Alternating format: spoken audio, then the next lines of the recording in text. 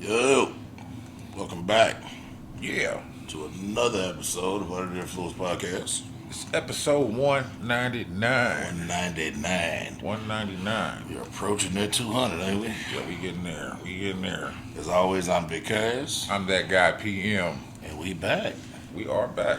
with another Definitely. episode for your viewing And listening and listening pleasures. pleasures. What's happening? How you doing tonight, bro?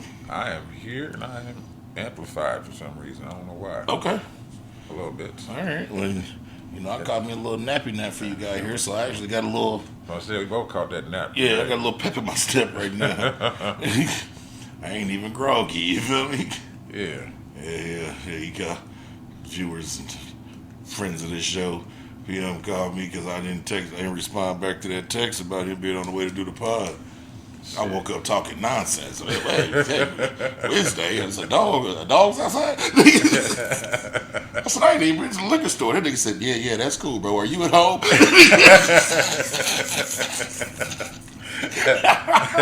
Because I'm on the way. I said, yeah, I'm here, man. I don't know what I'm talking about, bro. My bad. And I was sleep, bro. I had slobbered so bad I had to change my shirt. Oh, man. My whole front of my bro was That bad. I hate falling asleep on the barber like that. I woke up, my beard was wet, my shirt was wet. I said, "Oh my god!" I do hate them. I be sitting, especially mine, I be pulling it out. Yeah, that's what I said. Oh my! I had to throw it to wash my You one of face these? real quick, and Yeah. I had to wash my face and change my shirt. I said, "What is happening here?" Hell yeah. It was rough, but you know, that's what happens when you have a long day. Like I said, my Man. baby my youngest is playing volleyball right now, and had to go to a traveling game for her and go out my way to her little game. And it's a little girl on her team so bad, I wanted to go out there and take her jersey from her and give her my phone so she can call her parents because she don't get to ride back to the school on the bus. This bus is for athletes only. That sounds like a Delete. Delete was a little boy in my son's taekwondo class, and they would always try to put Delete with my son. I'd be like, no, Yeah, no. no, y'all switch.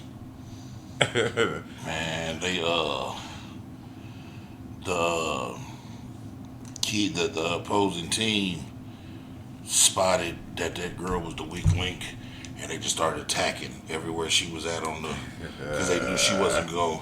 I said they figured it out. Hey, gym class. Yeah, they figured it out. You figured out who the weak ones are in gym class. Yeah. I said, oh shit. That's where the bullies really made they debut. Yeah. And they figured it out, man. Wherever they put her on the court, they was attacking it with the serve. They was attacking every time they got a chance to spike. They was attacking that. I said, man, they found the weak link. You know they play best out of three. I said they found that weak link. They playing that in the background. You can hear it. Put your back into it. Yeah. Put your back into it. Now you see this motherfucker spiking the ball. They was getting to it, man. A movie montage. Yeah, they was getting to it, man. But you know, I'm just glad my baby is found something that she likes, that she actually likes to do. Like nobody's making her do it. Yeah. And then she being active. So Nothing wrong with that. yeah, Nothing wrong with that at all. yeah, man. You got any RPs? I guess I'm gonna give Buddy one. Charlie Oh yeah. I Charlie Kirk. Like I said, I didn't see nothing about that till later on after I woke up. Yeah, cause he well, if you know, this it's the talk on everybody's timeline. Charlie Kirk was assassinated at a Utah. speaking engagement in Utah, Yeah. Utah Valley University. I think that's what it was. Yeah, I don't agree with too much what he said, but I'm never with I agree with him voicing himself yeah, in a civil manner and having educated conversations with people, at least trying to. yeah. But other than that, like, I didn't follow him or nothing like that, so I didn't really know who he was when everybody was talking about it earlier. He's a POS in my book, but that still doesn't mean he needs to get unalive like that. No. That man was a husband, a father. Father. He ran businesses, so He was a productive member of society. He's got employees. He's got, like that's not supposed to be how we Conduct shit like that. Yeah, exactly. So even though I don't agree with much Buddy ever had to say, I don't think that's how things. Yeah. I can agree if somebody just ran up and punched him in the mouth. Yeah, but actually You know what I'm saying? take him out the game. Yeah, take him out the game. No, it's just a lot of punks out here now. Yeah, and he was the worst kind of person for me. I ain't like the way he spoke. I ain't like nothing he really spoke about. I ain't like his, but like you said, that's his right. Yeah. He's entitled to that. Yeah. That's some things that we are entitled to. I can't be mad about them taking, Malcolm X and stuff like that out the game, and UEP Newton and all them out the game, and then not be mad about him. Yeah. Doing the same thing. But that's not how things are supposed to be done. Right. So, rest in peace, Charlie Kirk. Mine goes out to one of my old school legends, and remember I kept saying it was somebody I needed to talk about. Remember you said last week. It's when did you come to Indy? 92, maybe. So you probably came at the tail end of Jay Johnson when he was here. Jay Johnson. Jay Johnson was okay. So back in the day, before 106.7, it was 105.7. Yeah, I remember 105.7. WTOC, and it was Power 105. They never did .7. It was always Power 105. But Jay Johnson was the. That's why that sounds familiar. The Bill Shirk. Okay. And he had every time he would do his shows or whatever, he would do like little silly shit at the end of his shift or whatever, like "Good night, Jay. Good night, Jay." You know what I'm saying? I remember that. Yeah. Because I used to. I told you when we first got here, my parents owned that cleaner over there off of 34th and Keystone, that little plaza with it, and then I was at the radio on in there. Yeah. But it says Jay Johnson, popular Indianapolis media personality. He died at age 78. Oh man. So after a lifelong battle with the undisclosed illness, that according to press release from Heart Television, Johnson first began working in 1968 at Chicago's WGRT before moving to WVON, which is also based in Chicago. He became known for his role in The Good Guys, popular in the 1970s. Johnson helped WVON become a platform for black culture in the community. He later became the program director at WTLC in Indianapolis. The station became a top-rated leader for nearly 2 decades during this time, where he hosted the Jay Johnson Show in the afternoons. Under Johnson's leadership, WTLC was named Black Radio Exclusive Station of the Year in 1980 and 1984, and Billboard's Soul Station of the Year in 1981. See, I didn't even know that. He also worked in television as an entertainment reporter and a weatherman, while also hosting the public affairs program Black Focus on Wish TV. I don't even remember that. Wow. He received numerous awards, including winning Billboard's Announcer and Program Director of the Year.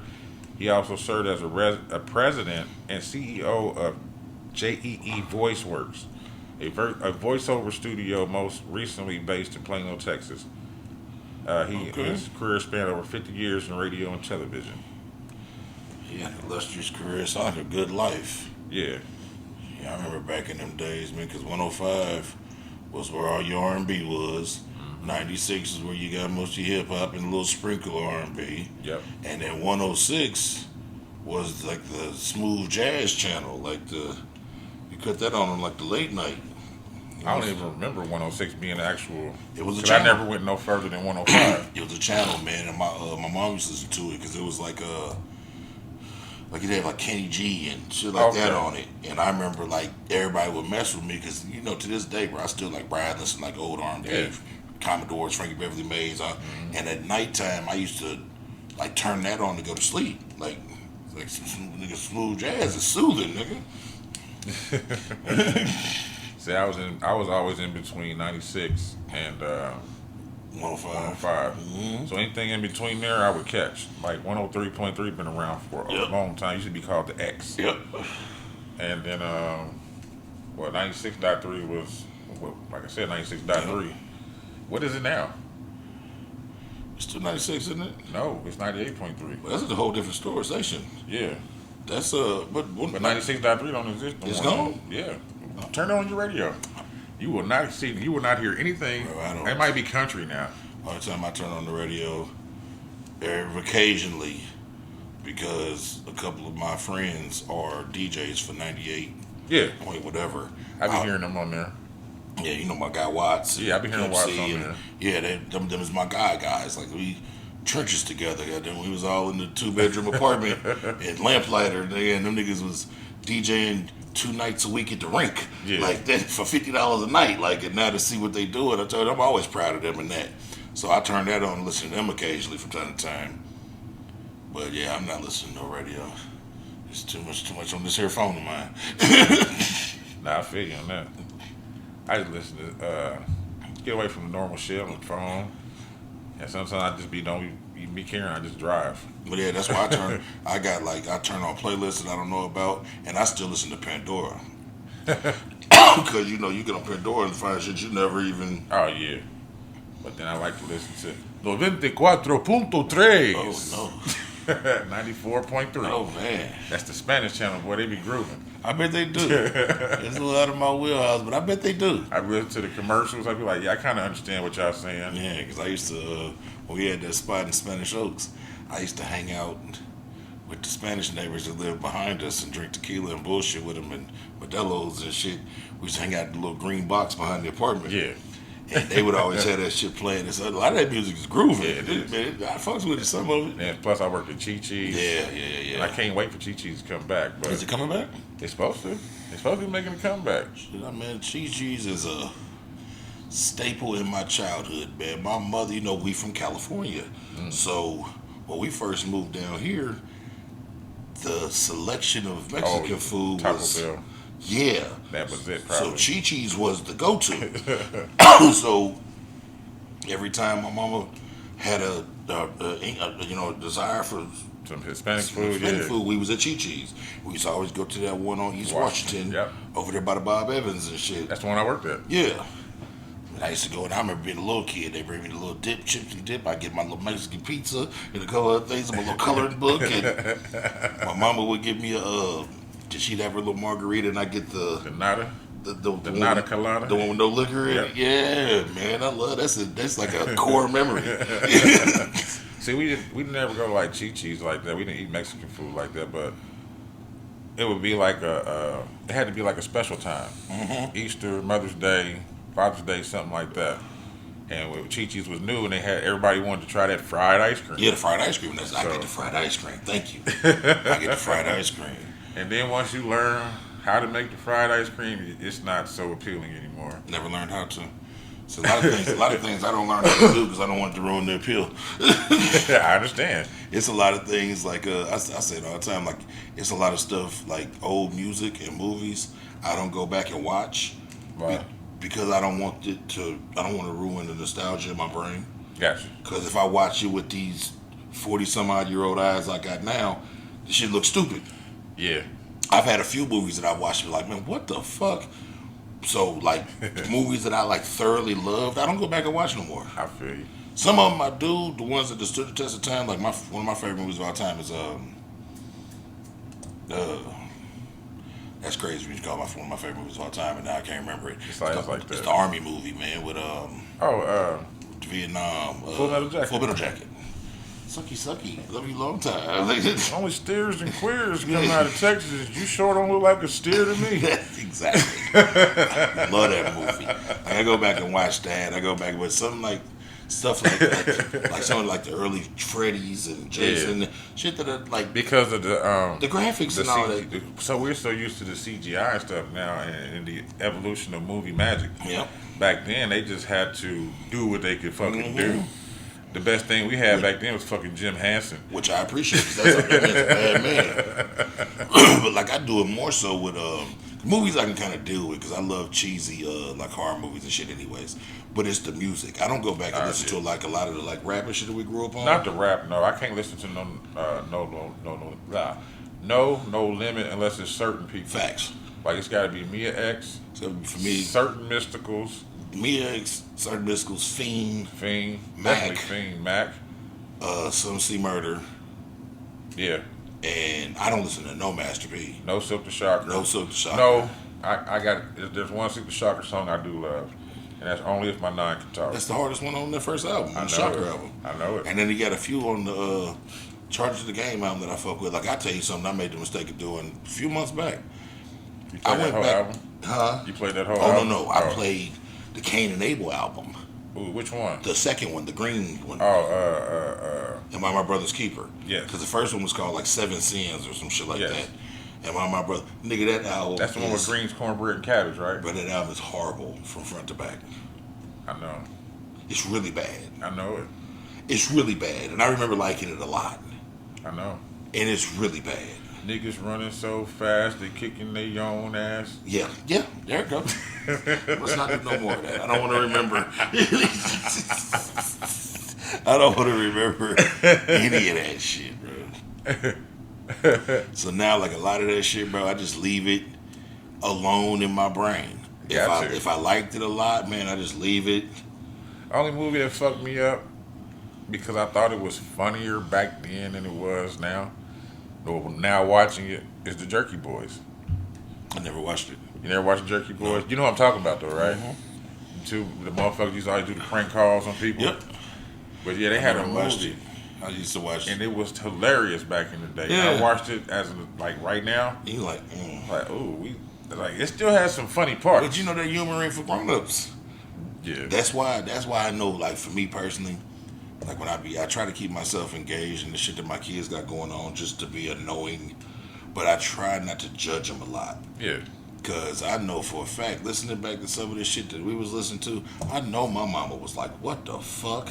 And my daddy used to crack me up, right? I don't know if I ever told you this. So my dad would, every Friday or Saturday, he would take me to Rockin' Billy's. Oh yeah, you said this last. Because they dropped the CD early. Yeah. And the rule was I could get 2 CDs. So Friday before the Tuesday. Yeah, because it's supposed to come out on Tuesday. Yeah. So the rule was we can go in there, I can get 2 CDs. I can get whatever's coming out, that, you know what I'm saying, whether No Limit CD or right. If there was somebody else new that was coming out, I could get that. But usually what I would do is get whatever was coming out, and then I'd go back into where all the albums was, record CDs was, and I'd find somebody I like, Domino or Selly Cell, or you know what I'm saying, somebody. And I fucked up one of his albums.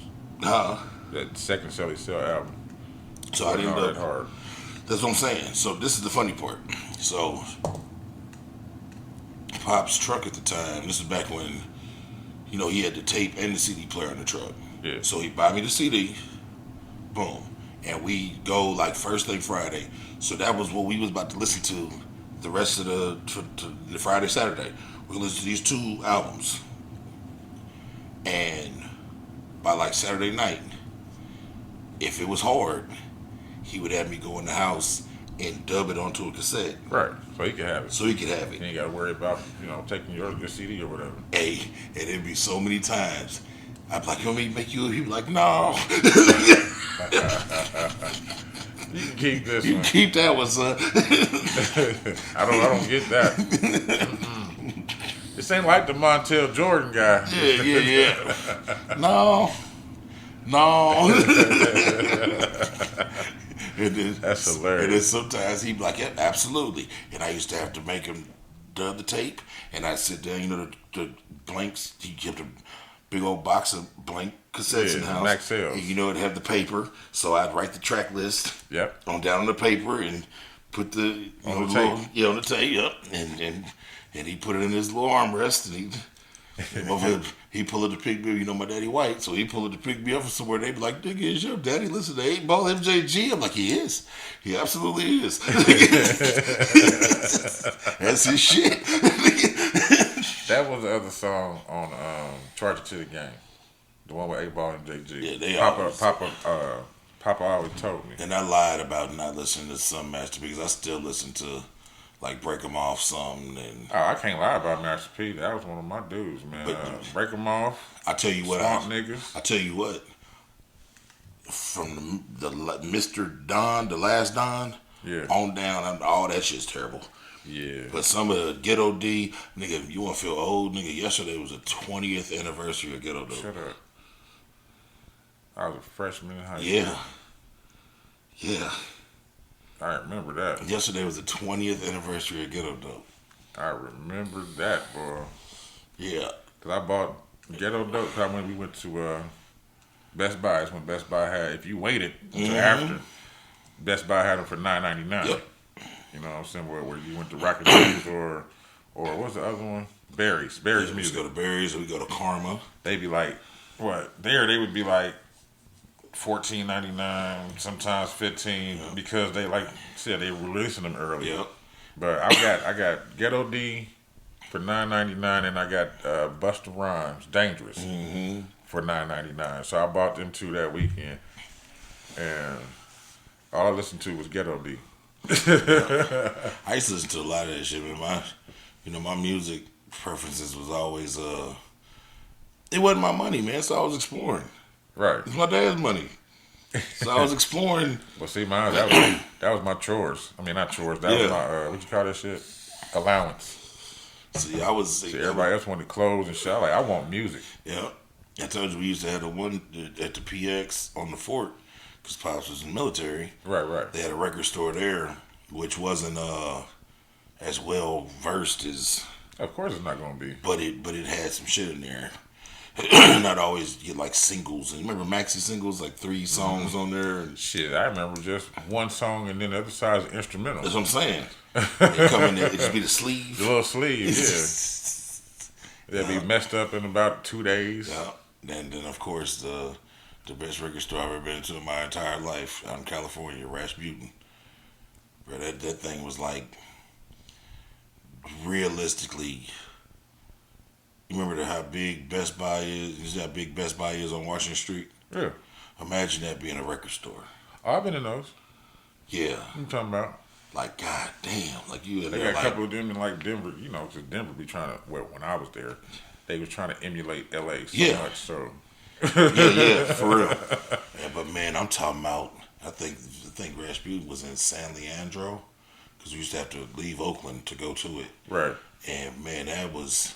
Told you that's how I was on like Cash Money and all them before everybody else was. Before Juvenile came out with High and all that. I already had BG albums. I had, and the fact that Master P had a store out there. He did. That's how I had all the first true albums. Yeah, the bouncing and swinging started from the eastern. The first two albums, the first 99 Ways to Die and all that shit. The Master P albums. I had all that. The first Skullduggery joints, all that, because he was in Richmond, and Richmond ain't far, so all that was in that store. But yeah, I come back. Skullduggery. Like niggas don't even realize. Like I remember, I'm shitty. I don't have that album no more. When it first started, Lil Wayne and BG was in a group, and the group was called the BGs, the Baby Gangsters, and they had an album that came out, and then Wayne's mom like stopped letting him rap for a second. And BG just kept the name and just became BG by itself instead of the BGs. And that's when, that's crazy. And then that's when he came back. That's when they assembled the Hot Boys. But initially, it was Wayne and BG, and the album was called, the group was called the BGs. And I believe the album was called True Story or something like that. Yeah, because he was always doing true stories. Well, ghetto stories, true stories.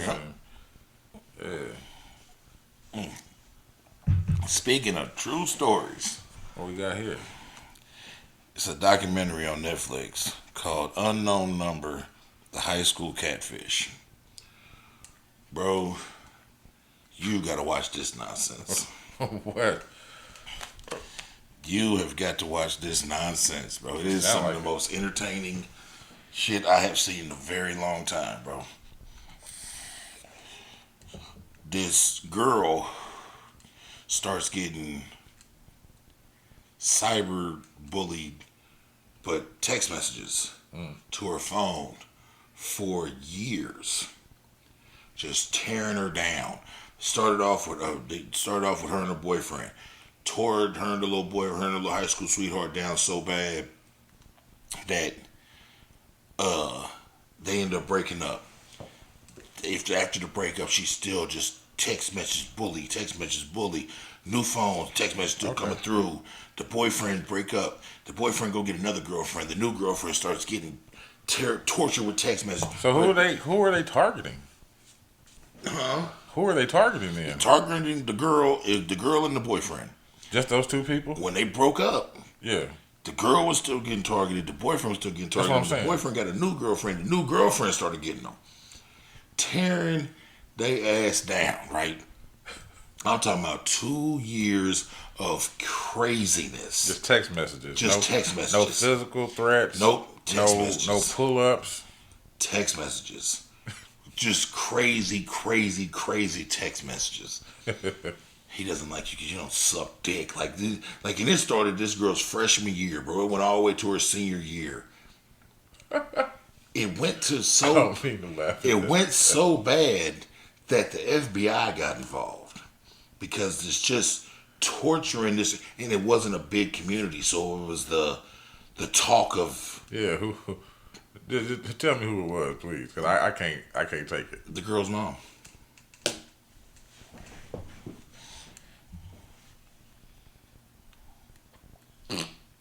That's fucked up. You don't suck dick. Bitch named Kendra. That's These are the real people. That's the mom. Bro, and not only... The mom wasn't popular in high school. Bro, the mom is such a scumbag, nigga. She been lying to the kids and the dad about her having a job for the last year, 2 years. She had these remote jobs, but she ain't had no job. She was fucking their money up. They was getting evicted. They going through all this other shit. The dad just can't figure out what's going on. Nigga, they finally figured that shit out. She having the time of her fucking life. Bro, torturing everybody. The dad stood on business. The police was in there explaining what was going on. Yeah. And they called the dad and he came to the house and the dad, he was listening to it and finally clicked what was really happening. He said, I'm going to go call your parents. Because you got to get out of here. That's fucked up. She was like, no. He was like, yeah, you gotta go. And stood on. She ended up going to jail. She ended up going to prison about the whole. Bro, it's so. You gotta watch it. I'm leaving out a lot because I don't want to tell you all. You're totally fine. You're totally fine. I just need to know who did it, bro. Because if it's a small community like this and they getting access to everything, yeah. Because I'm about to say, I'm pretty sure they blocking this motherfucker. Then destroy one girl little life because she was like valedictorian type shit. That's why I said the mama didn't do good in high school. Well, no. They accused her of being the one sending all the text messages. Oh. And ruined her shit. And you know how it is, even when she was exonerated, the rumor mill. She's already fucked over. Bruh, you gotta watch this shit, bro. You gotta watch this shit. That's like, what's that nigga you put me on? Was it not Dr. Satan? What the hell was his name? The motherfucker that was damn near killing motherfuckers. Which one? Dr. Death? Dr. Death. Dr. Death. Yeah. Dr. Death. Yeah. Dr. Death was fire. They made a Lifetime movie about that shit too. That was a good one. I watched the Lifetime movie after I watched Documentary is untouchable. Yeah.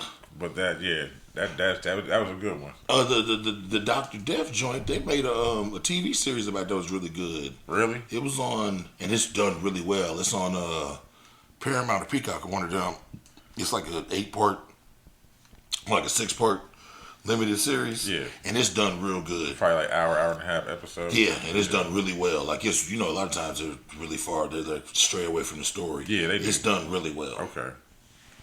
That's what I'd be scared of. That's why you said documentary. I'm like, okay, I might have to watch that. Yeah, because I found out that they made a Lifetime movie about it called Mommy Meanest. And I went and watched the Lifetime movie, and it was terrible. Like what? Like watching terrible, viewing terrible. Viewing terrible. The way that the way they told the story. Like, the real story happens over 3 years, bro. It's terrible. On the Lifetime movie, they made it happen over 6 weeks. They made it happen the girl's senior year of high school, and like it just happened. Bro, this happened from this girl's freshman year. Yeah, to her senior year. Yeah. That's crazy. I'm talking about thousands and thousands of messages. She just wake up in the middle of the night and text her, like, I'm over here with, I think her boyfriend's name was like Todd or something. I'm over here with Todd.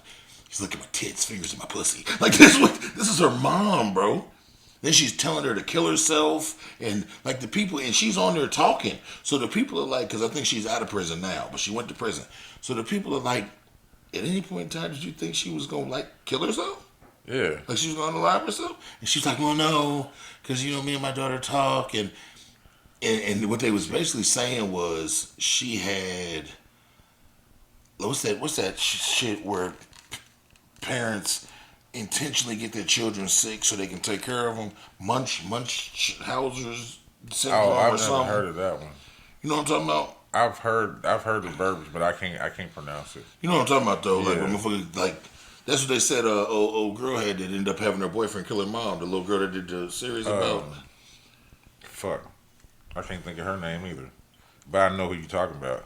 Gypsy Rose. Gypsy Rose. There you go. That's what they said her mom had, like Munchausen or whatever. I think that's what it's called. Don't quote me. But it's basically when That sounds like an eating pussy. I know, right? But it's basically. Munchausen. I got that disease. No, but it's, I got Butthowzer too. No. I plead the fifth. I don't know this man. I just met him today. But I got Butthowsers too.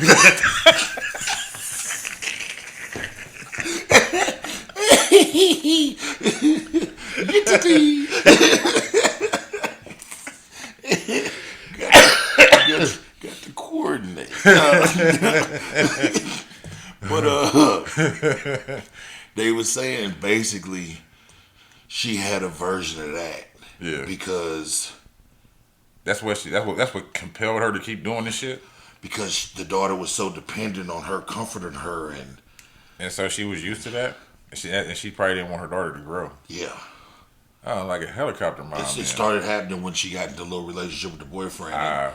So they start doing less and less together. Yeah. She's more interested in him than she is in me. Yeah. Like even if you watch a documentary when the police are there at the house, basically breaking down that they figured out it was her.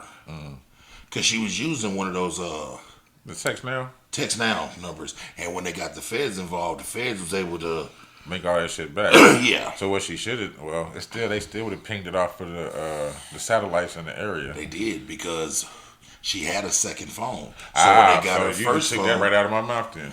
But then they was like, dude told her, he like, Kendra, do you have another phone or another device? He said, because this is the thing. He said, we know it's you. And this warrant right here is telling me I could tear your house down from top to bottom to find this. Do you want me to do that, or you just want to go get me the other phone?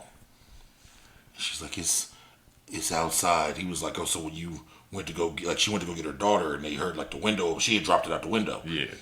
She was like, it's outside on the side of the house. She went to go get it, and that was the one that had like that shit in it. Because she had did shit like start texting herself crazy shit to make it seem like she was getting attacked too. Right, shit. So, but if that made me lose my point. When the cop was telling the daughter, and the daughter was realizing it, like when the daughter started crying, like the mom reached over and was the one that started like holding her and hugging her, and the daughter's face was so confused, like, bitch, you're the one that's causing this. Like, why are you the one comforting me? But they was basically saying like she had a version of that. Yeah. Which it really, because they was even showing like the communication she had with her when she was in jail, and she would text the daughter like, you haven't told me you loved me all day. How am I supposed to survive in here without my daughter's love? From jail? Bruh, it's crazy. You gotta watch it. Well, I guess that's part of the mental disease. Yeah, you gotta watch it, bro. And it's so Did she hurt anybody? Like, no. Okay. Nope. But nobody killed themselves. Nope. No. Life's just got messed up pretty bad. That's crazy. And you gotta watch it because it's so much crazier than I could ever. But my final question is: does she have to pay anybody like any type of restitution or anything for messing up their shit? I don't think so, because I don't think nobody really suffered that much. Like went after her like that. Okay. Like the little girl still ended up in college and like you know what I'm saying? Like But she just fucked up now. yeah. Why do you tell that to a date? Yeah. Like this is what I've been through. Like the one little white girl. Like I felt bad for her because she was like, I feel bad for her, even though it's something that we as a community deal with every fucking day. But growing up the way she grew up, she shouldn't have that fear. She's like, I have like a deep fear, maybe hatred for the police. What? Because of the way that they treated her when they thought it was her. I got to see the documentary. Yeah, like they really went in on her, bro. Understood. Like really Understood. The hours of interrogation when they really went in on her. Trying to make her say that she did it and admit some type of guilt that wasn't there. And she's really like just a sweet girl that's... And she probably backtracking in her brain like, did I do this shit? Like, yeah, and I think like her dad was a cop. So the whole vision of her experience with cops is her dad and this, that. And then they swung in on some, like the Fed shit like... Yeah, that's scary. Yeah. I feel bad for her then. Yeah. I feel bad for her dude because he got to deal with her dealing with that. If she can even get a dude. Yeah, bro, you gotta watch this shit. It's called The Unknown Number. Is that new? It's yeah. Okay. Yeah. I mean, I know the information's not new, but as far as the documentary, yeah, because that like the movie, the Netflix movie. That's why I said like the mom's out of jail and she's on the documentary. 'Cause I think she got a few years, but this shit happened in like 21. Oh, or shit. you know what I'm saying? Or, you know what I'm saying? Like, I'm surprised it didn't make like more of a news heading. Right? It probably did. We just wasn't paying attention. You know, that was COVID time. Yeah. So a lot of other shit going More on. attention like toilet paper. Yeah. That's what we were talking about earlier. Yeah. I got one from San Jose. It says elderly jewelry store owner hospitalized after smash and grab robbery leaves the shop destroyed. So my man had like a stroke or something, right? I think he's 88. I meant to get to talk after about he got kicked in the head. Yeah, the 88-year-old jewelry shop owner is recovering after being shoved to the ground. He was just pushed to the ground by one of the suspects who raided the store and smashed and grabbed, caught on tape or a camera. Says the heist took place about after 2 p.m. Friday. His name is Kim Hung at Kim Hung Jewelry. That's so crazy. Yeah. California and San Jose. The video showed showed a group of suspects backing in. Yeah, I seen that. They drove the car into it, backed the right? SUV into the glass, and then before they could even pull out, it was like two other cars that were like 15 motherfuckers hopped out. Yeah. Yeah, and rushed in. They used to do that shit. They just run in there and bust out the cases with a hammer. Yeah, and then grab whatever they can grab. It says that while most of the suspects could be seen grabbing items from display cases, one pushed over the store owner who was trying to stop them. It says as some of the group left the shop, one could be seen pointing a gun at another employee who was standing near a wall. So another suspect then appeared to check the employee's pockets. Jesus. It says the entire group quickly fled after once a car horn blared, and then it says the victim's family was also at the news conference and said that the shop owner suffered from a stroke. There we go. As well as injuries from broken glass. He spent the night in the hospital, but reportedly was later determined to be stable condition and released. The suspects fled the scene in multiple vehicles prior to the police arrival. They are unidentified and they can still remain at large. So them were some good robbers. You remember when the niggas did that to Don's Guns out west? Yep. Shit, they did it out in Greenwood too. I remember. But the Don's Gun ones, that takes the cake. Yeah, that was. I knew a couple of them little niggas.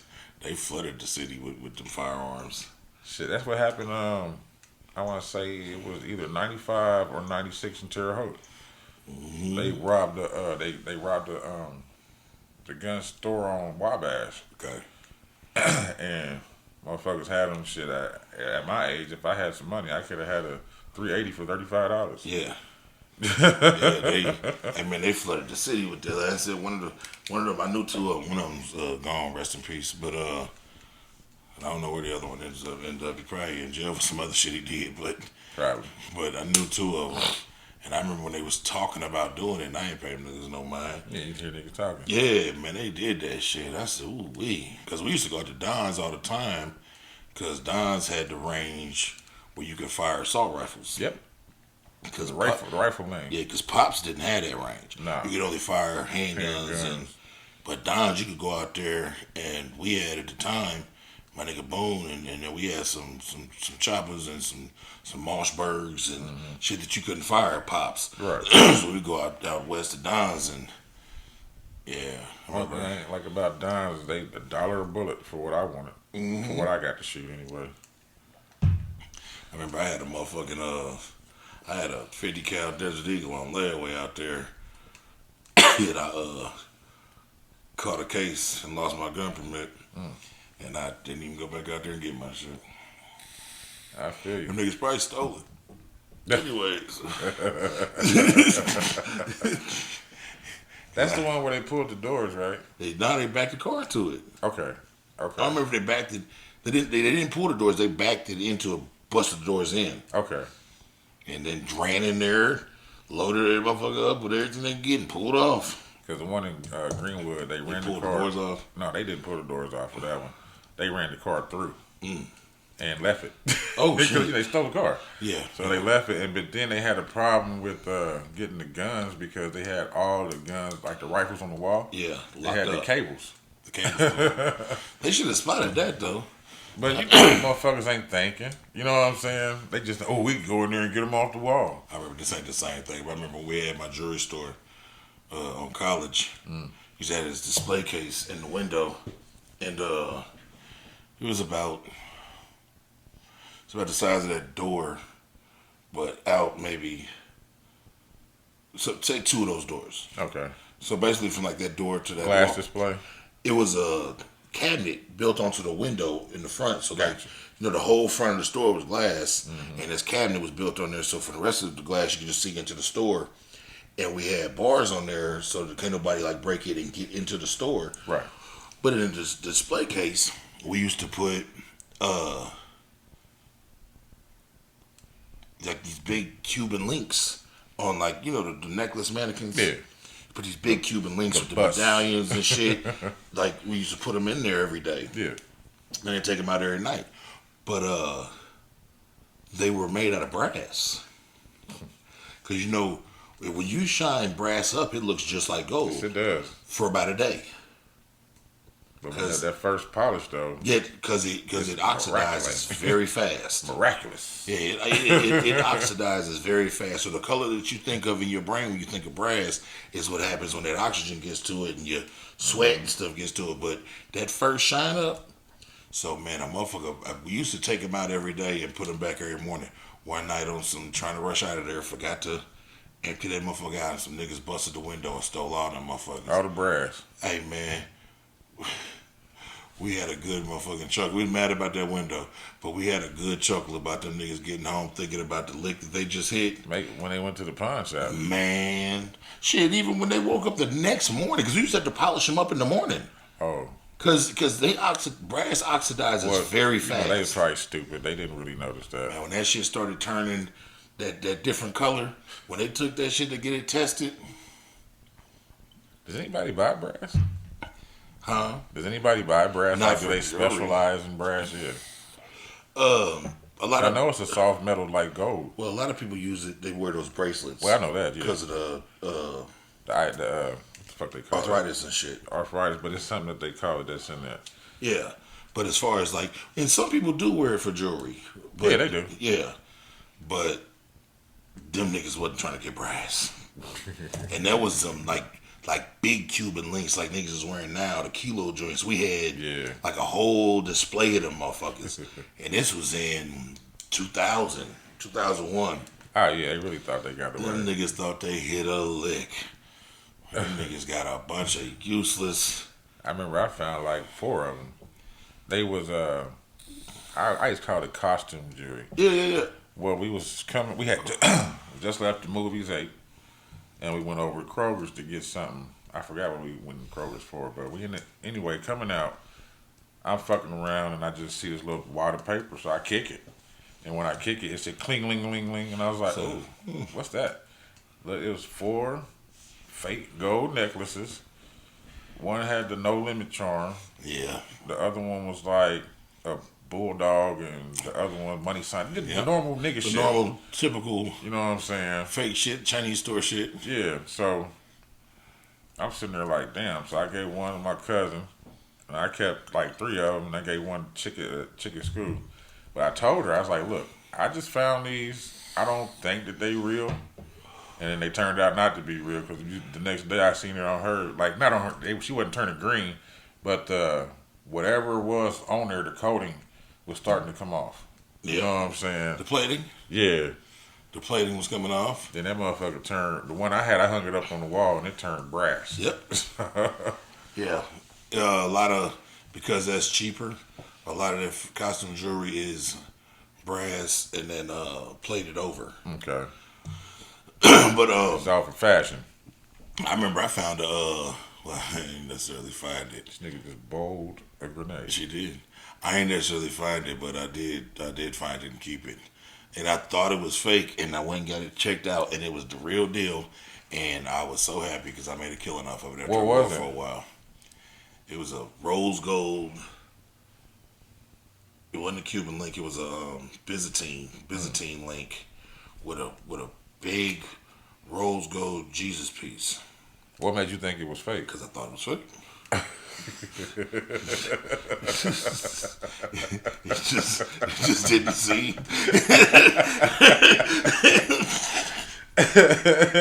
When I tell you the scenario, you'll know why I thought it was. Because I know where it came from. And the nigga that it came off of didn't seem like the nigga that would spend that type of money on jewelry. What happened was, I was in Denny's one night, and for no particular reason at all, this group of black dudes, which I would always refer to as like suburb black guys trying to act like they're not. I always call them pretty boy thugs. Yeah, boom. Them niggas. For no particular reason at all. You know how like when the Denny's on post, you got to go to the counter to check out? Yeah. But the people waiting to be seated are in the same spot. Yeah, which I think is real stupid. For no particular reason at all, man. These it was like 4 or 5 of these black guys. They decided to. It sounds so weird calling them black. 4 or 5 of these niggas. They decided to start talking crazy to these Mexicans. Oh. And it was like 3 Mexican families just coming to eat some food. Like they had their girls, a couple kids. Right. Man, listen to me, bro. They said some wrong shit to them amigos. Bro, they went outside and it got rocking. And them Mexicans got to whooping they ass. I was standing outside. It was me and Watts. We standing out there watching them get their ass whooped. Motherfuckers is like, you not gonna help? I said, hell no. What? They started that shit. Motherfuckers was trying to act like some race war shit. Yeah. Like, you not gonna help them niggas? They fighting the Mexicans? I said, hell no. Because them Mexicans wasn't bothering nobody. They didn't have on boots. They had on boots. Oh, they had on boots? Oh, they had on boots. They them niggas didn't read the room and right. And they conducted themselves like they had on boots. One of the funniest things I seen, one of the Mexicans, nigga, he walked through the fight like he had a shield armor on him, right? And he walked his wife and his 2 kids to their truck, and he got them in there. And he shut that motherfucking door and turned around and got active. Now the fight's already happening, but Buddy get his family to the car. He come back. He starts poking niggas. Oh. Everybody else is fighting, bro. He's just running over to wherever they fighting, poking niggas. Poking niggas. So, of course, the police is on the way. Yeah. The Mexicans, most of them managed to get in their car and flee. But when the police pulled up, they seen the niggas, and the niggas are still super rowdy because the Mexicans just got done fucking their ass up. They try to figure out who stabbed and all that. The police pull up on their typical police shit and mace these niggas. So now they got their ass whooped, stabbed and maced. Well, in the process of all this, Watts is like, bro, get back in this store, back in Denny's, because they about to lock the door because they don't want none of these niggas to try and run in the store. Right. So as I'm going, I look down. Rose gold chain Ooh, nice. on the ground. I I just pick it up, put it in my pocket. Finders keepers. Finders keepers. They don't need it where they go. It's on the ground. Yeah. You didn't take it off no table. That's what I'm saying. I know where it came from, but I found it. But when I got in there into the store, I put it in my pocket and I looked at it, and the Jesus piece was so big on it. I was like, this got to be fake. Yeah. It's got to be fake. Whatever. Put it in my pocket. At the time, my jewelry store was gone, but I was working at the Jewelry Doctor in Washington Square. I started working there after my jewelry store closed down. I took that motherfucker into the shop the next day, it was over the weekend. I went back to work on like a Monday, so I took it back in there on a Monday, or maybe I think actually I took it back in there like 4 or 5 days later because I thought it was so fake. I just kind of threw it in my drawer. You know what I'm saying? Like whatever. And that was back when I had, remember how much jewelry I used to wear? Something. I'm not even fake ass shit. Man, I took that motherfucker to the store. We did the acid test on that bitch. I said, oh, this is the real fucking deal. Niggas out here fighting with their jewelries on. I wore it for... Well, I might have been one of the Mexicans. I might have been. You said Big Jesus piece? Mm-hmm. Yeah. I wore it for a they couple of years. Cartel niggas. That's why they was fighting like that. Probably. I wore it for a couple of years, and then a little hard time came upon me, goddamn it, and that was the first thing to go. Because at the time, I was a white gold nigga. All my jewelry was white gold. Yeah, I remember that. I said, if I'm going to goddamn it let something go, it's going to be this rose gold shit. I don't blame you. I made a killing off of it, too. But yeah, but I thought it was fake. And also at that time, that was right when, like the rose gold phenomenon that kind of came about. Oh, started. Was Yeah, you said early 2000s. Yeah. It was. They tried it. Yeah. It stayed around for a while, and it's still around a little about bit. 10 years, like high popularity. Yeah, because it's always been around. Because we used to sell the like multicolored gold jewelry at the store. You know, the green gold, the rose gold. Because all it is rose gold is gold and copper. Just melted together. Together to give it the color. Green gold is gold and silver. Thought so. Like the way that you would like the way you cut real gold to make it the different carats. Yeah. Because like you take, there's no such thing as 24 karat gold. It's 23.999. There's no such thing as just pure. Completely pure, yeah. But the way you cut it is, you cut it like dope. You cut it with alloy metals. And the more of those you put in, the lower the carat of the gold gets. So that should tell you 14s. You're not supposed to go past 10, but people do. That's terrible. But instead of using gold alloy, you use silver to cut it, and that's how you get the. Okay. Yeah. That's crazy. Yeah, that's how you change the colors up. I think this was on you. Oh, No. You just did the documentary, right? Yep. It's on me. I got an actor, and this ain't going. It ain't gonna be long. Raymond Cruz. Did that name sound familiar? Yes, that is. Vatos locos forever. Oh shit! Yeah, I forgot he did do that. Yeah. Well, I just remembered him recently from the way he looked as damn, it is him now. Yeah. He was a nigga on forever, my placa on Breaking Bad. Breaking Bad, yeah. Tuco Salamanca. Yep. It says that was Vatos locos forever. He was charged with battery and released without bail on Monday. Spraying somebody with some water. I saw that. It says Breaking Bad actor Raymond Cruz was arrested on Monday after allegedly spraying multiple women with a hose. Cruz, 60, was arrested by the Los Angeles Public Police Department and charged with a battery. He was released on his own recognitions or without bail on Monday afternoon. The LAPD did not share any details on what happened leading up to the incident or motive of why Cruz allegedly sprayed the women with water. It is not clear how many women were involved, but at least one of them chose to press charges. Says the actor appears in court on October 1st, and it's not clear if he has an attorney at this time. And of course, they say he's best known for his TV hit series Breaking Bad as Tuco Salamanca. Yep. And that's why I was like, they didn't mention that. What's it called? Yeah, that was far back. And That then was in the early '90s. He also appeared as Alejandro Perez on Nip Tuck. Yep. And as Paco on My Name Is Earl. And I don't remember that character. What did Paco do? We just got done talking about My Name Is Earl. He was like super aggressive, like a meth head type Mexican. He was like, I don't remember. I gotta watch that again. That's my man. He was in. It must have been late seasons. He was in Training Day too. He was the one that was they push your shit back home when they had him in the tub. That's crazy. Mm-hmm. I like him, man. I always remember because when he gets like real amped up, he got this big ass vein that comes out his neck, and he's believable when he's into it. Especially when he was Tuco. Yeah.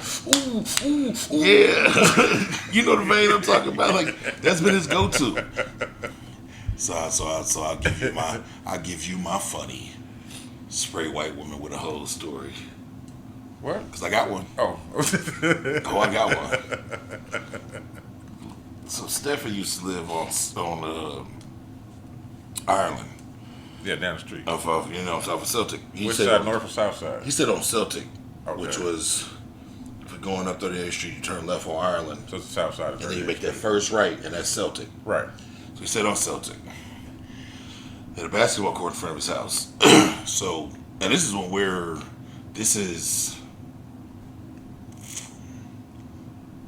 06, 7-ish. Around that time frame. Yeah. 05, 6, 7, 8, around in that time frame.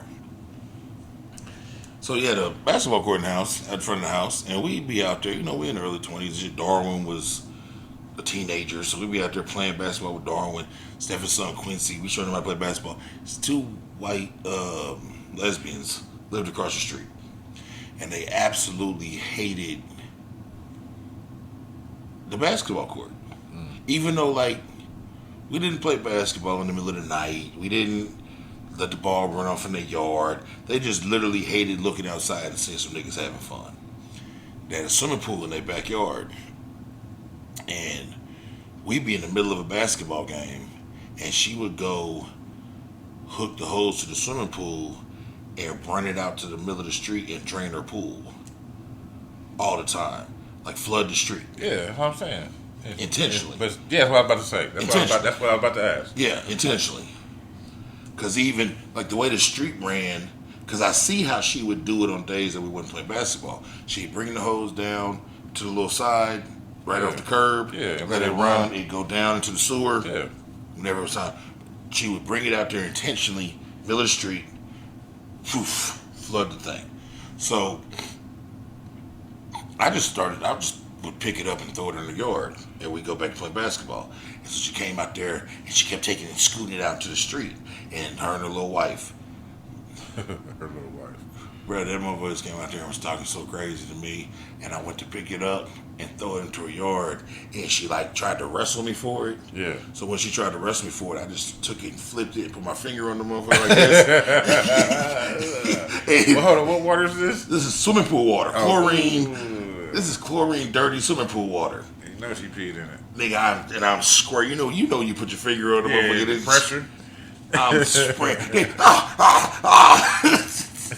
And the wood, the little bitty one, I got her at such a good angle. She damn near was drowning. She was like,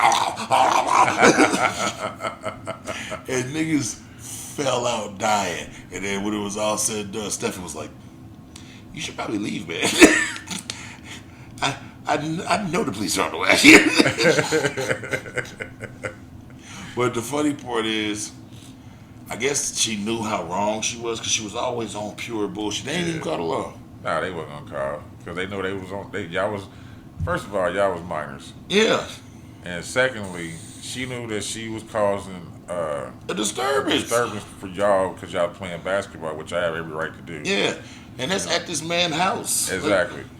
You know what I mean? So. And all the other neighbors was cool in the bitch, so she had problems with all the neighbors because the neighbors be like, "Man, what is wrong with you? Why is you?" Because it wasn't just us with the basketball court. My man, the next door neighbor, He had a couple he had like a drop Lexus on some rims. Old school nigga had drop Lexus on some rims and a Jag on some rims. Old school fly nigga, shirt open, taco meat with necklaces on, and used to have different women coming. The butterfly color. Yeah, used to have different women coming by doing his laundry and shit, like a real cool fly nigga. Oh yeah, he's super cat. Yeah, but he would like have his music on when he was washing his cars and shit. And she'd be complaining about his music being on. I'm like, hey, ma'am, none of this stuff is happening. She was just not happy. Yeah, because none of this stuff is happening during the time. You know why she wasn't happy? She wasn't getting no dick. Yep, she in there with all that taco. She was looking at his taco meat like, I need some of that. I was like, because the thing is, nobody was doing nothing during the hours that you shouldn't be doing stuff. She wanted a Butthowzer. And that's what would happen. The couple times that she did call the police would come over like, ma'am, but during these hours, like, this is all acceptable. Yeah. This is daytime activity. This is not 10 o'clock, 11 o'clock. Yeah, this is 2 o'clock in the afternoon. Like, this is justifiable here. Niggas can have some music on and dribble a basketball. Like, right. Like, what do you want him to do? Well, that was so fake. Oh, that was real fake. That's terrible. And it's stuck. Oh my god. That nigga look like Amy from Congo and shit. Tickle Amy. And then we got big. Look, he just did it too. Tickle me. He got big. 50 Cent. I can't wait till he's ball rod. Huh? He's ball rod. Sorry. Ball rod? Street Fighter 2? Oh, is he? Yeah, he's ball rod. Is that why he shaved all his facial hair and shit? Mm-hmm. Okay. I was wondering what role he did it for. Yep. He's ball rod and Street Fighter. Okay. All right, cool. Well, shout out to him for that. Because I was wondering why he shaved all his facial hair. I knew that to be for a role. But he acquired the rights to Paid in Full. The movie Paid in Full? You talked about that last week. No? Mm-hmm. Did we? You did. Yes, you did. You said that. Did I? But you good. What happened? I think it was your melanin. No. He did something else. Oh. Well, it was about Paid in Full. I don't remember. But I remember because I kept saying I didn't really watch the movie like that. Well, he acquired the rights to it, and now he's saying, well, maybe he acquired the rights, but now he's talking about what he's going to do with the rights. Okay, now that's different. Okay, yeah, he's going to turn it into a series. Kind of like how, basically the best way he explained it was, you remember like Hoodlum was the Bumpy Johnson story. Yeah. But Godfather Harlem is the Bumpy Johnson series. Right. He's basically... That's the one with Forrest Whitaker. Yeah, thank you. He's basically like, if y'all like The Godfather Harlem, wait till you see what I do with this Paid in Full shit. Is this the one where Cameron's gonna be big? No, not Cameron. Cameron played Rico. He played Alpo. But now he's about to be... He's not gonna be anybody. He's gonna be a producer. Oh, okay. That's what they was talking about. He's gonna be executive producer. I thought they were saying he got another role, like the head role. He's gonna be executive producer. Okay.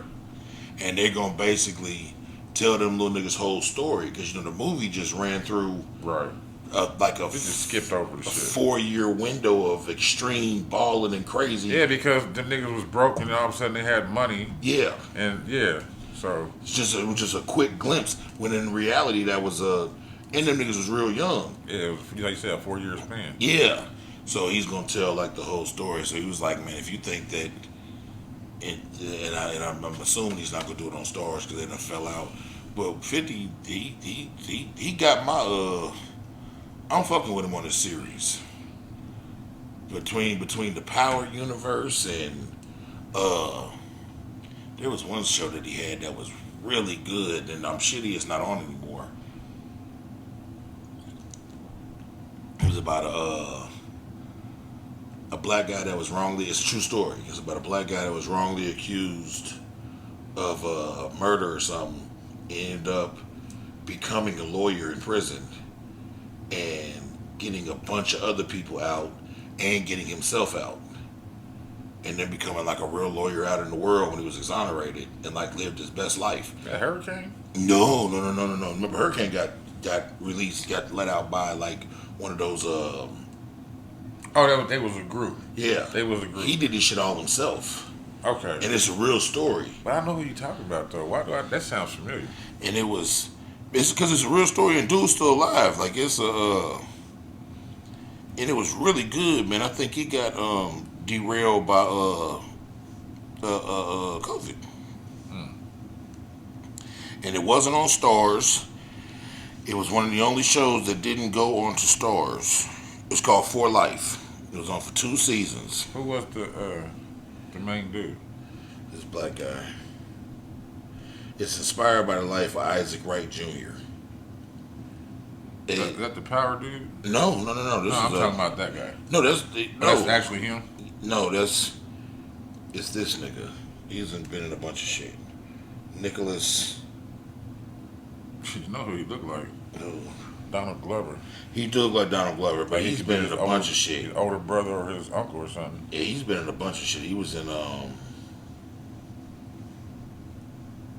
fuck is this? the Book of Clarence and a bunch of. That's where that face is from. Yeah. But that's still a connection to Donald Glover. Yep. Because Lakeith Stanfield was the dude in that, wasn't he? Yeah. And he was in. I didn't finish that all the way. He was in the Django. He was in. I'm trying to see. He was in something that had a. He was on the Chain Gang in Django. Yep. He was in. I can't remember. It was another show he was in, but that show was really good. It was on for 2 seasons, bro. And I'm shitty that they didn't get to shop it nowhere else, and it kind of lost his luster, and he never tried to. It was on. I want to say like ABC or some shit. You know, every other show he's ever did has been on Stars. This was the first one that was like outside of Stars, and it was successful. And then the world went crazy, and it messed it all up. And if it wasn't a real story, I'd be mad because it left on such a cliffhanger. Yeah. But because it's a real story, I know what really happened. But Right. but he got out, became a lawyer, became successful, and got a lot of more people out of jail. But all I'm saying is like he's earned the right with me to when he does something, I'm gonna check it out. Oh yeah, I feel You you. know what I'm saying? Sometimes people just Now you talking about 50 Cent? yeah, Okay. 50 Cent shows. Because he knows. They just gotta get away from the same formula for me. Well, you know, I can't deal with all the damn drugs and well, you know gangs. that's what I'm saying. That's why you would have liked that show. Yeah. Because like the other shit was all stemmed from the same. That's why they called it the Power Universe. They was kind of doing like Marvel. Everything's a spin off of you know what I'm saying. Everything's a spin off of the one show. The Power Universe. Yeah, that's what we call it, Power Universe. Because you got one show that No, I get what you're saying. It's Made, just, that's funny. what 6 spinoffs off of one show? Yeah. That's craziness. That all ran multiple seasons. That's what they call it, the Power Universe. That's crazy. But I know like that's why I said like when I seen it get the paid in full shit, them niggas Little Liars was a movie. Like they little run, even down to how like drawn out and the kidnapping of Mitch's little brother was and all that shit. But like all that shit need to be told the right way. Did they? No, that's New Jersey Drive. Never mind. What? That I thinking about the movie where they stole the cop car. Oh, that's Jersey Drive. It's one of my favorite movies. A couple of the same niggas that's in the old Paid in Full was in that too, right? I don't think so, but maybe. I think they are. A couple Maybe. of them that like they crossed over to that movie. Maybe they might be. I don't know. And I don't know how the fuck Dame Dash let the rights to that go away. But whatever. It's on me. Yep. It's my last current. I just got one after that too. This is called Never Existed. It says a driver files claim with Geico 4 days after a $146,000 Range Rover vanished, but the car never existed in the first place. What? Yeah, it says after years of investigation, police finally accused. Who the hell's her? This is how it starts, I guess, huh? Okay. After years of investigation, police finally accused her of faking the whole thing because the car never even existed in the first place.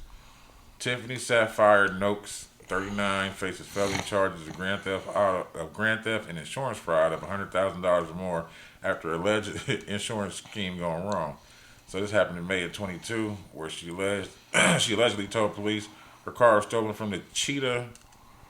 Oh wow. From the Cheetah Gentlemen's Club while she was visiting with friends in Hallandale Beach, Florida, between Fort Lauderdale and Miami. 5 days later, Court documents say she reported the claim to auto insurance company Geico, and she claimed her 2020 Range Rover was stolen from the parking lot of the strip club. She allegedly filed a claim valued at $146,315, and it's a 2020 Range Rover. It says the 2020 Range Rover is worth around $85,000 at most. According to the, well, I guess the investigator or whatever. It says then an investigator with Geico found out that the address notes listed on her insurance policy was a UPS store in West Palm Beach. It was then revealed that Noakes actually lived in New Jersey. Police said cell phone records show she made the insurance claim while she was in New Jersey. The license plate camera readers in Florida in the area then exposed that the license plate number that Noakes claimed wasn't attached to a Range Rover. Geico officials couldn't find the car's vehicle identification number in Land Rover's database. Yeah, and shit the never cops happened. And the cops said the Geico gave Noakes gave her a $1,500 car rental reimbursement check before the truth came to light. So it's unclear if Geico paid the massive claim, and then Geico didn't immediately return for comments. So the cop arrested Noakes last Thursday, and she remains in bars in Broward County a week later. She's on a $60,000 bond, according to the sheriff's office there. Oh, wow. Yeah, that's all it is. Scammers gonna scam, brother. It says she currently works as a merchandising contractor at Crossmark, whatever that is. Oh, it's a retail merchandising company in New Jersey. Crossmark. But yeah. It's like a JCPenney's type shit. Really? Mm-hmm. Never heard of it. Yeah. Need to get out more. Only reason I know is because one of the pods that I listen to a lot, the niggas is from New Jersey. Oh, okay. And they be talking about it. Because they be talking about shit I've never heard of on that pod. But they be talking about it, so I get the gist of where they coming from. Yeah. Yeah. So, my last current just actually is going to be my melanated, so we ain't got nothing else right now. Let's go to break. It's break time. Let's do it. Break time. Looks like calcified ass knees. All right, now we back at it. Yes, sir. We about to close it on up. Yeah. What we Florida's I only got one. I got two. The first one is called Hide It. It ain't that long. Neither one of them are long. The Florida man charged for hiding tracker on victim's car, cameras in her house, and meth possession. Oh no. It says Martin County Sheriff's Office Criminal Investigation detectives began investigating McDaniels for stalking. This is how this started out anyway. It says the police found he had indeed hidden a camera behind a Guy Fawkes mask in the victim's home. In addition, he had placed a tracker in their car. The sheriff's office enlisted the help of the ATF and executed a search warrant on McDaniel's Palm City home. What authorities found was a trove of weapons and drugs. This included LSD, crystal, crystal meth. He was with all the psychedelics. Yeah, psilocybin mushrooms, THC gummies, and various inhalants. So it must have been vapes. It says the ATF reported it is pursuing additional weapons-related charges as things stand. McDaniels is charged with installation of a tracking device, video voyeurism, possession of psychedelic. Yeah. Possession of mushrooms. Psychedelic boys. Possession of crystal meth. Possession of LSD. Possession of a substituted cathinone? I don't know what that is. Possession of THC gummies and dangerous inhaled chemicals. Oh, he is being held without bond. So whoever wrote this article is trash. They trash. They ain't even have no good beginning for this shit. Alright. This might have been Miami. Miami cop arrested for allegedly firing a gun during an argument over boyfriend's inappropriate messages. Miami cop It was a lady. Stephanie Canazares, That was Kendra. 27, was arrested and fired after allegedly firing her weapon multiple times during an argument with her boyfriend over inappropriate messages he sent to another female Oh on shit! his phone. She shot at that nigga. She chased him, shooting at him. Damn. Let the clip ride. She subsequently turned herself in after initially fleeing and admitted the dispute started over the text messages. She has since been incarcerated. She's been locked up and released on bond and fired from the police department. Damn. Yeah. Yeah. I got this one. It's called Closet Naked. Closet naked? Yeah. Half-naked Florida man hides in Pinellas Park teen's bedroom closet after she met him online. Oh, wow. Yeah, it says at Pinellas Park, police have arrested a man they say met a teenage girl online, crawled into her bedroom window, and hid in her closet while officers searched the house. Oh, wow. They say... She didn't know he was there? I don't know. Okay. It's just new to me, too. Police say... Did she let him in? Did That's he what hid I'm in the thinking. closet? Or did he, come over there and do some weird shit that she didn't know about? That's why I don't know. But it says that police say they were called to a home on the 7900 block of Cedar Drive around 4:20 p.m. on Sunday to investigate a reported burglary in progress. So that means somebody saw him go in the window. Yeah. Says a witness told officers that they saw a man enter the home through a bedroom window. When officers arrived, they said the homeowners were not aware that a man was inside their residence, so she snuck him in. She snuck him in. While searching the home, officers said they found 26-year-old, who the hell named him this? Eliezer? Yeah, Eliezer, or maybe I'm saying it wrong because it might be Spanish. But Eliezer Soto, of Pinellas Park, hiding in the closet of the homeowner's 16-year-old daughter. Police said Soto was partially undressed at the time of his arrest. Detectives say that the 16-year-old girl had been communicating with Soto through various social networking applications. According to the police department, the communications were sexual in nature, and Soto went to the home after the teen invited him. Yep. So, yeah, she snuck him in. Gotta control your horny fellas. Yeah, he was arrested for traveling to meet a minor and unlawful sexual activity with a minor. Detectives are continuing to investigate to determine if additional incidents or charges may apply. I was watching one show.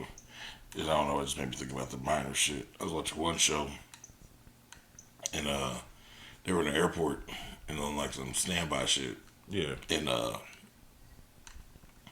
Buddy was at the bar, and this girl approached him, and she asked him to buy her a drink, and he said, "Nah, you buy the drinks."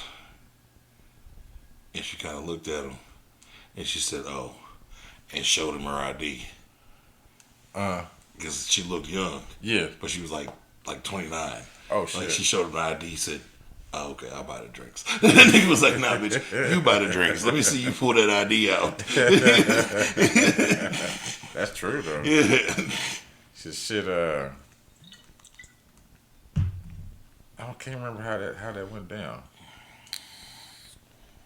Oh, a dude didn't have he left his ID or lost his ID. He's in the fucking airport, and he tried to get somebody else to buy him a drink, and they went to ID him too because he was standing there. Yep. And he got the other dude damn near in trouble for doing that shit. They Yep. let the other dude go for one. He just was like, "Yo, we've been working. I didn't know. You know what I'm saying? This is my work partner. I know he ain't had no goddamn ID. Yeah, you know what I mean? So Just buying drinks. and that's it. First round on me. So they let him go, but the other dude got in trouble because he just kept running his mouth. He made it worse for himself, basically. I had to tell a little young nigga that the other day. He had got ID, and he tried to get me to buy him some Swishers. But he said it so loud, I was like, "Well, nah, I can't, bro." Yeah, you wasn't incognito about it. You wasn't. Yeah. You Dummy. you telling the whole world. Yeah, because I ain't gonna say that, but I He mean, probably was an agent. probably.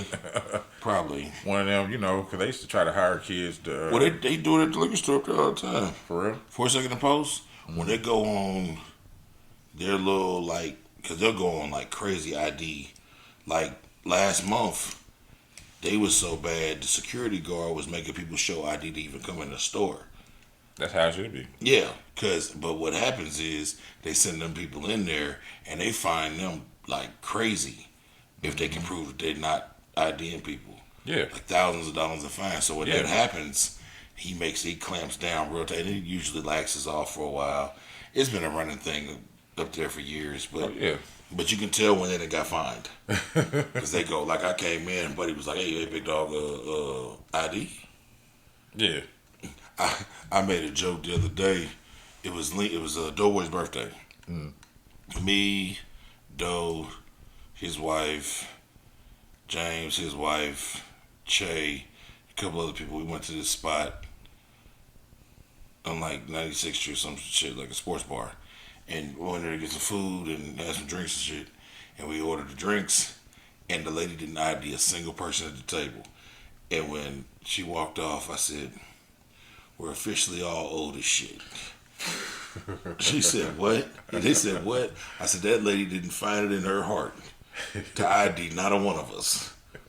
We just ordered liquor," and she said, "Sure." You know what it was? It was the sitting down and getting set up at the table. Probably she's like, "Yeah, they all old." Yeah. Yeah, look at that. They Look at them.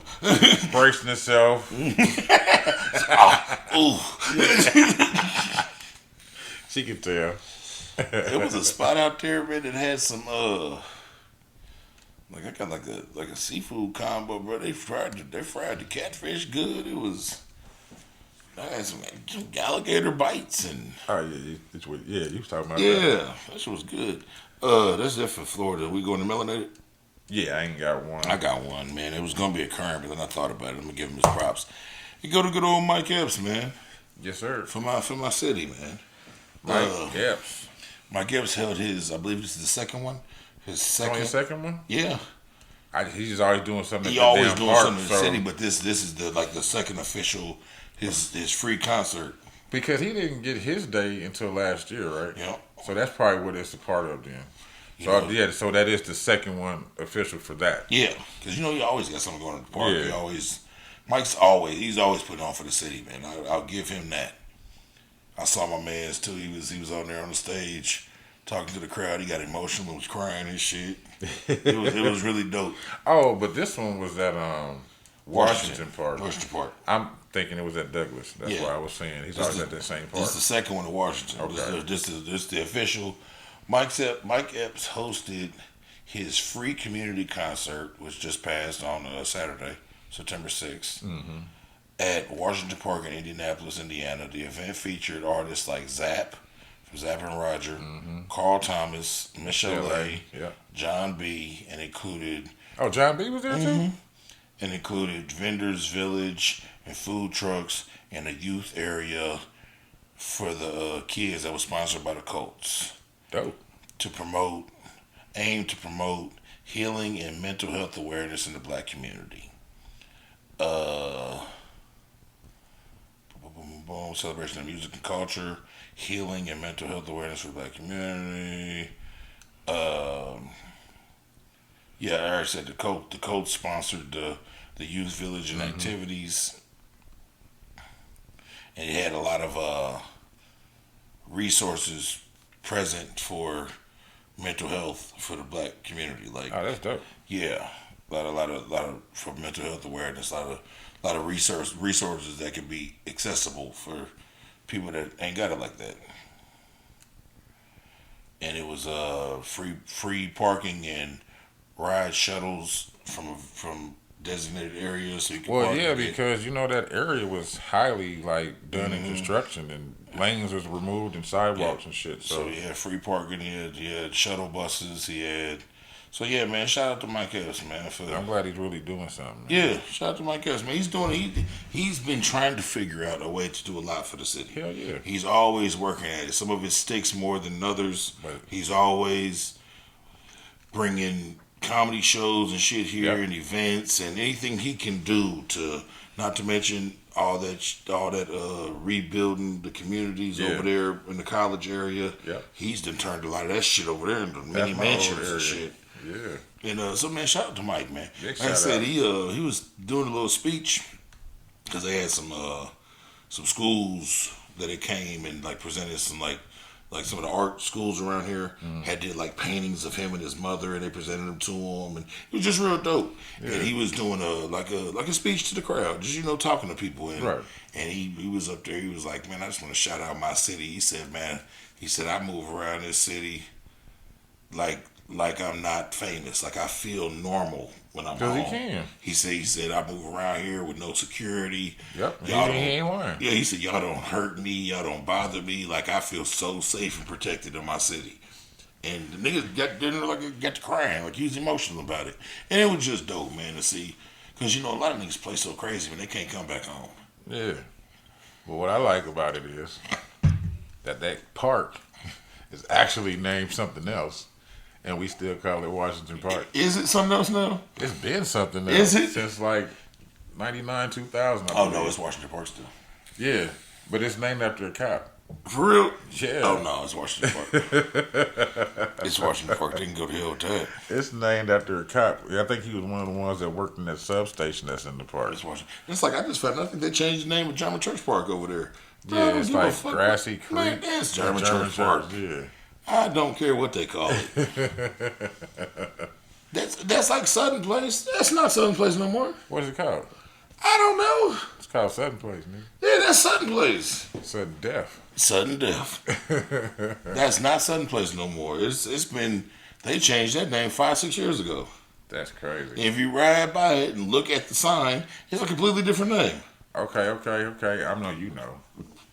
What Spanish Oaks before? Wingate. Ah, yeah, okay. I thought Yeah, it takes some people a little bit of time to remember that. That's when it blew up. Yeah, when my step Mustafa, my step pops, one of the times that's why I knew my mama was a cold monster. My mama and Mustafa broke up in the middle of their marriage. They didn't divorce, they just separated. And he went and got an apartment in Wingate. It's my stepdaddy. My daddy was still very active. My mama used to take me over there in the morning during certain breaks and make that nigga watch me while she went to work. He's like, kid, why don't you take him to his daddy? Because I'm taking him, bringing him here. You are still my husband. Yeah, you still my husband, regardless of where you live at.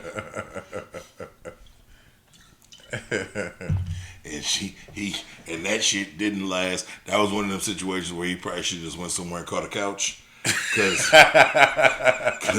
he was back here in like 90 days. Oh, and he had 6 months or a He year. had a year. He ended up letting my Aunt Linda, rest in peace, and my Aunt Linda moved in over there.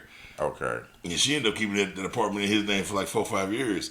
But then she moved over there, fully furnished, because he tried to bring some of the furniture. But Mama said, I don't want none of that ugly ass furniture. You put it over. Because, he did like the nigga shit. He had the Panthers and the lamp that went over the... this is the early 90s. Everything black and gold. Yeah. So nigga, I don't want none of that shit in my house. That's funny. So why you bringing him here? You still my husband. Yeah, you still my husband. I gotta go to work, nigga. You still stepdaddy. That's my nigga to this day, boy. When they finally like divorced, he was like, you still. I said, I know. we good to go. That's how it be too. Shit, I know. Yeah, they divorced. I was like, no. We still locked in, my nigga. We've been doing this too long. Are we on fecals? It's time for the fecals. I got 2 of them jonks. I got 2. But since you just did melanate, I'll do one. This one's man. This is called dating app. Oh Lord, It says alleged serial killer Jesus, accused of murdering two men he met on a dating app and attempted to kill a third. damn. Yeah. Police in Los Angeles have charged a 34-year-old man with murdering two men and attempting to murder another after meeting him through an online dating app. Rakim Prowell, 34, of Inglewood in the L.A. metro area, was arrested last week after a lengthy cold case investigation into deaths of two men in 2021 and 23. Prosecutors say Prowell, whom some local news reporters have described as an alleged serial killer, met up with 51-year-old Miguel Angel King in July of 2021. It says after chatting online before shooting him dead and stealing his car. Jesus. King's body was not discovered for another month. Dumped in the the Angeles National Forest. It's not called Los Angeles National Forest. Okay, Angeles National Forest, and bearing a bullet wound. 2 years later, Prowell allegedly agreed to meet with 53. He liked him in his 50s. 53-year-old Robert Gutierrez. Using the same dating service, which they're not saying, but Gutierrez's body was never found. Has never been found, but prosecutors said his car was discovered in Prowell's garage. So he stole his car too. He needed a new one. This is a man's M.O. See, this is where he fucked up. I'm telling you where he fucked up right here. In February 25 this year, prosecutors claimed Prowell tried again, tying up a 40-year-old man he met online. I fucked them niggas in the 50s. See, he fucked up. Yeah, he went a little younger. He ain't even been finger popped yet. Oh, Lord. He's 40. He's fresh 40, I guess. I got to set up my finger pop interview right. That's it right down there. I don't know if y'all can see it. It's my finger pop interview right here. I gotta go get violated. It says I gotta check that prostate, baby. He's tying up a 40-year-old man he met online and stealing his wallet and beating him with the baseball bat. Jesus Christ. This time his prospective victim managed to escape, only for Prowell to allegedly chase him down in a vehicle and break his leg. Jesus Christ. Must have hit him with the car.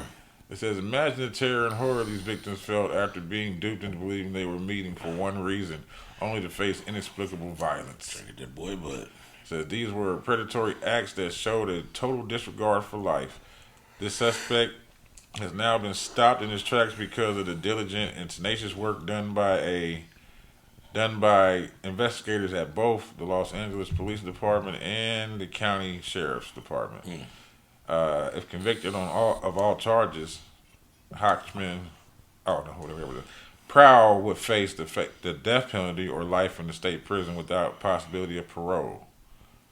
Prowell was arrested. No, hold on, that's some old shit. He's charged with 2 counts of murder and 1 count of attempted murder, 2 counts each of carjacking and burglary, and 1 count of assault with a deadly weapon. He's reportedly being held on bail of $2 million and does not yet appear to have entered a plea. He just only taking butt. Taking butt and lives and cars. All right, Maryland man arrested and charged for the murder of 19-year-old Dakara Thompson. Officials have announced the arrest of 35-year-old Hugo Hernandez Mendez in connection with the murder of 19-year-old Dakara Thompson. Thompson left her father's home in Lanharm on the evening of August 22nd to put gas in her car. 2 days later, her car was found with her purse inside, but her phone was gone and disabled. She was reported missing the day after she disappeared, and she was unfortunately announced deceased after her body was found on Sunday off Route 50 in Anne Arundel County.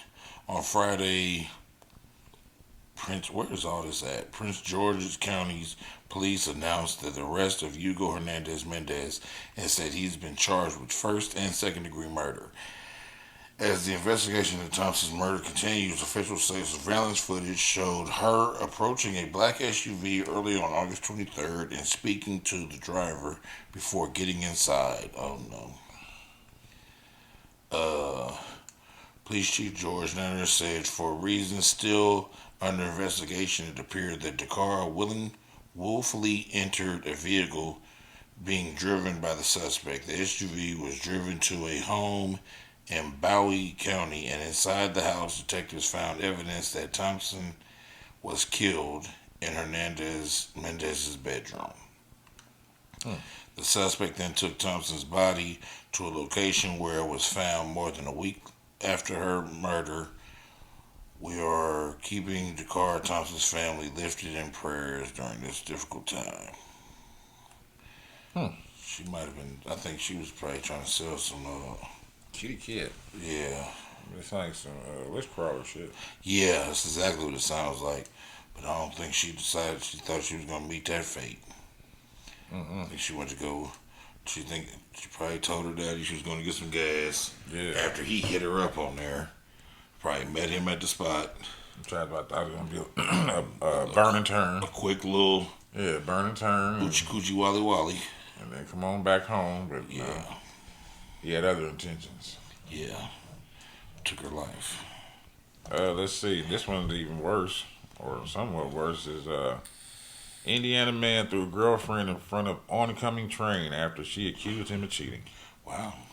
Yeah, a man is set to spend the next 30 years in prison for throwing his girlfriend in front of an oncoming train in a desperate attempt to kill her after she allegedly accused him of cheating. D. Moria, I hope that's how I say his name. Jesus Christ. D. Moria Turner, 25, of Indiana, was sentenced to 36 years in a state detention facility for trying to murder the 17-year-old victim. Damn. Wow. Okay. Good Lord. County prosecutor Eric Hoffman said the evidence presented at the trial showed Turner pushed or threw his girlfriend in front of or into a moving train in an attempt to kill her. I'm very happy with this result, he shared, showing the sentencing. This verdict should send a message to everyone in this county that domestic violence will never be tolerated. Says according to a probable cause affidavit, police from the Muncie Police Department were called to the scene on June 19, 2019, to reports of a pedestrian had been hit by a train. On arrival, they found two people suffering from injuries: Turner and his girlfriend, who was unconscious and bleeding from her head. Truner. No, they typed it wrong. Turner was rushed to the hospital while his girlfriend was airlifted to Riley Hospital in Indianapolis. She underwent many surgeries, including reconstructive surgery on her face. Turner told police he and the victim had been arguing all morning because she thought he had been cheating on her, so he packed up some of her belongings and left the residence. So she packed up some of her belongings and left the residence they were at when the argument took place. While outside, Turner and the victim again began to argue, and Turner told police he and the victim were both aware a train was approaching where they were standing. Why they on the tracks? Further, Turner stated he grabbed the victim because he didn't want her to be on the other side of the train. But further investigation Chucked her ass in front of it. showed the story didn't quite add up. Although the victim didn't remember the incident, two witnesses came forward and claimed it appeared him as if Turner had her in a bear hug when the train Tossed her ass. when the train was close and hurled her over his shoulder into the path of the train. Nigga suplexed her That's what it's looking like. and hit her in a bear hug and tossed her over his shoulder. He suplexed her. It says CCTV footage of the incident showed it appearing as if the victim was trying to get away from Turner before he grabbed a hold of her head and moved her directly in front of the moving train, causing it to strike and injure the victim as well as Turner. So he took one for the team He too. tried to take them both out. Yeah. It says He probably didn't intend on living. so he was sentenced.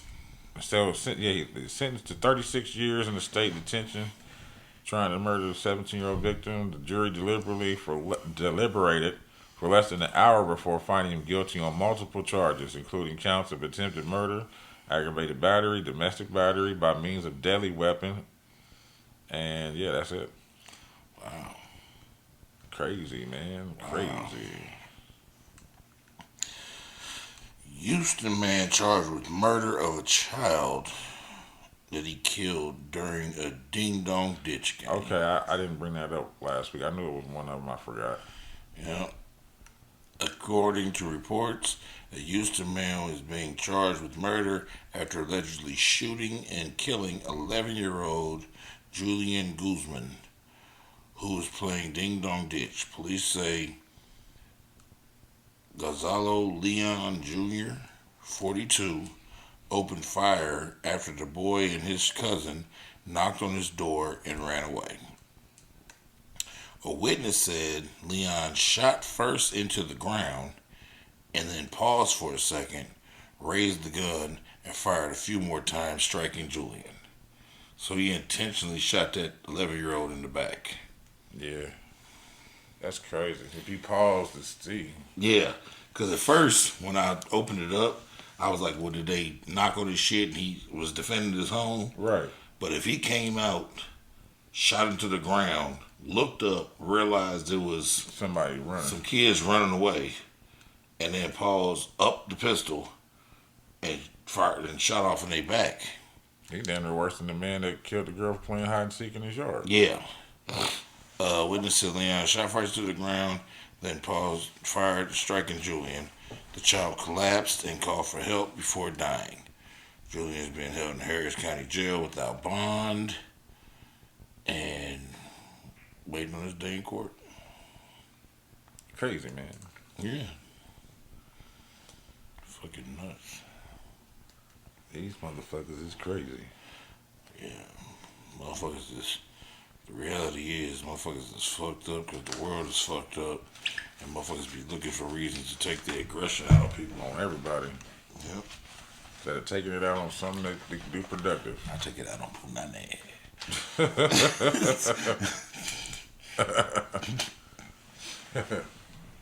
After a good Butthowzer In the gym. he likes to wreck shop. Yeah. Yeah. Yeah. First I get it all warm, then I fuck it up.